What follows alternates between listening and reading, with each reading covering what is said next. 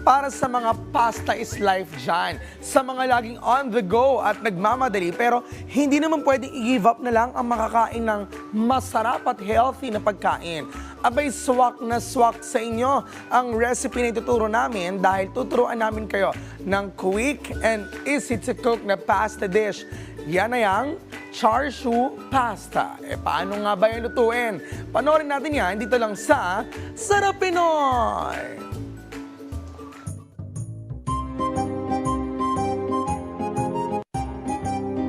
When you think of Italy, you think of pasta. Ang pasta isa sa pinakapopular na Italian cuisine. Sa katunayan, Italians eat a whopping 1.4 million tons of pasta kada taon. Ngunit hindi lamang ito sikat sa Italy, dahil ito rin ay kinikilala na ngayon bilang one of the most widely known and best-loved foods sa buong mundo. Dahil dito, hindi na mabilang iba't ibang klase ng pasta recipes na na-develop at na-imbento. Kaya naman ngayong umaga ay isang quick and easy pasta recipe ang ituturo namin sa inyo. Rise and Shine Pilipinas! Ako po si Mami Nina Rayos, isang mommy vlogger and a coffee shop owner. Ngayon, tuturuan ko kayong magluto ng char siu pasta. Simulan natin yan dito sa Sarap Pinoy!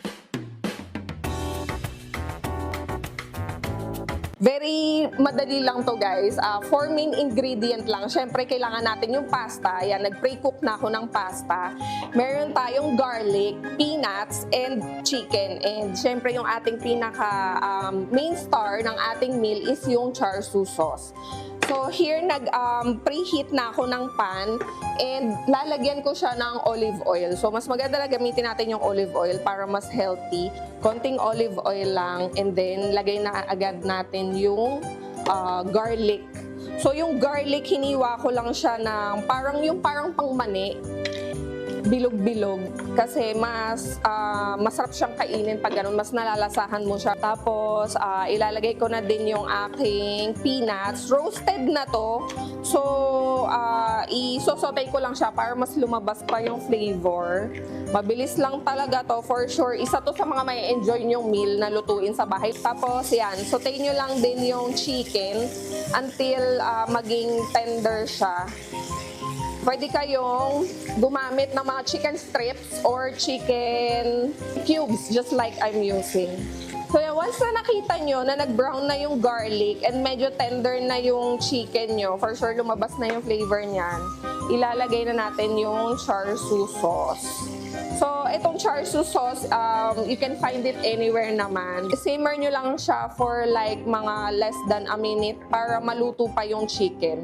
Ngayon, time na para ilagay natin yung pasta. So, the usual process nating mga Pinoy is yung sauce ang nilalagay natin sa pasta. So, this time, yung pasta ang ilalagay ko sa sauce nang nasa pan pa para mas lumabas yung flavor nung sauce and kumapit siya dun sa pasta. So, inilagay ko na siya dun sa ating pan and i-mix ko lang siya basically para mag-even out yung distribution ng sauce. Pero, at the same time, hinihit ko siya dun sa pan para mas kumapit yung sauce dun sa pasta. You can add a little bit of salt, depende yan sa preference nyo. Since itong char siu sauce is a little bit spicy na, of course, it's your choice pa din if you want to add pepper or extra chili for your tasting preferences. Ayan, di ba? Luto na siya, guys.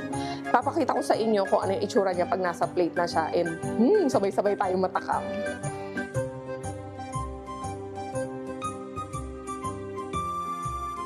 At dahil nandito tayo sa Sarap Pinoy, mas lalo nating pasarapin ang ating char siu pasta by adding dried basil and parmesan cheese.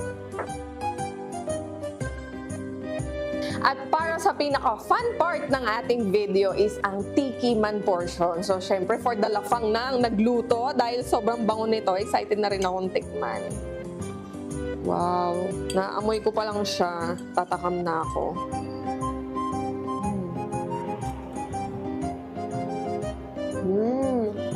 Ang sarap talaga niya.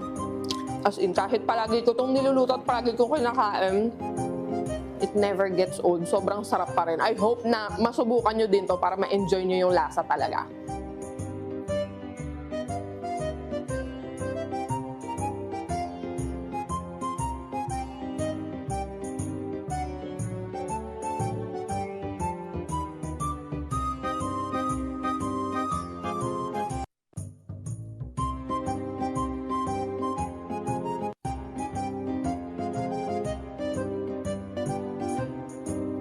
yan ng sweet and salty fusion dish where Italy meets Asia. Ang char siu pasta. Panibagong katakam-takam na recipe naman ang ituturo namin sa inyo next week na masarap pagsaluhan with your family.